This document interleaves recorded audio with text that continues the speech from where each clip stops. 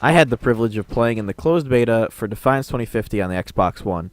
I know a lot of people are wondering exactly what Defiance 2050 is. We already had Defiance on 360, PS3, and PC, so what exactly is Defiance 2050 and why does it exist? To put it as simply as possible, Defiance 2050 is the exact same game as Defiance, but with improved graphics, improved performance, and some improved UI and mechanics.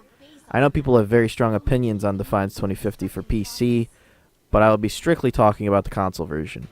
I haven't played the 360 version of Defiance in ages, but I do remember its many issues.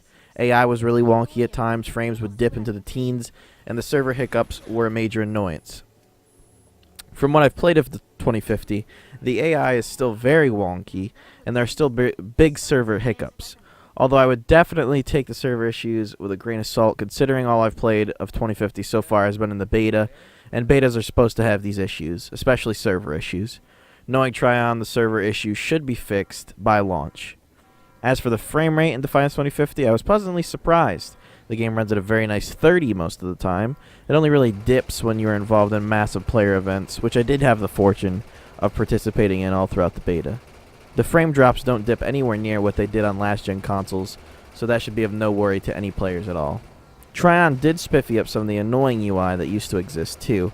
In Defiance, you had an ego rating that was a big number in the thousands that was calculated from all your current equipment, and I believe it scaled to different levels as you got into more challenging zones. Altogether, it was an awful system that I absolutely hated. I much prefer the simplicity of a level for my character instead of some long, annoying armor rating system.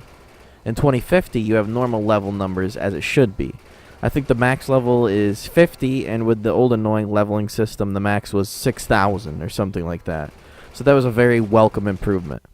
The classes have been revamped. Each class now has its own specific passive skills and 3 offensive skills you can equip to use at any time. I know a lot of people enjoy their massive skill trees with a plethora of options, and that is still there. You just don't have all those skills on one loadout. I know people will probably be annoyed by this, but I don't think it's that much of an issue, considering you can just pop into a new loadout with different skills at your disposal in a couple seconds. Some of the core UI has been polished as well, and honestly, that's about it. There isn't much else that's different. The graphics and textures do look a lot nicer, and it looks and feels really nice to just roam around compared to the previous title. One thing I should mention that Tryon has been really adamant about is their completely free-to-play policy. If you didn't know, the first installment of Defiance had quite a bit of DLC that needed to be paid for to unlock. In 2050, all previous DLC is now unlocked, and the devs have said many times that everything in the game will be earnable. They will still have microtransactions, but if you want, you can grind out the game and earn everything without a dime spent. In conclusion, Defiance 2050 feels like Tryon's way of giving last-gen players of Defiance and fans of the game a new fresh start. It's simply an upgraded version of the previous game, and it feels very nice. If you enjoyed Defiance on your 360 or PS3, I would definitely give Defiance 2050 a go, and if you've never played the original, I would recommend the game anyway. You can't go wrong with a free game. Thanks for watching.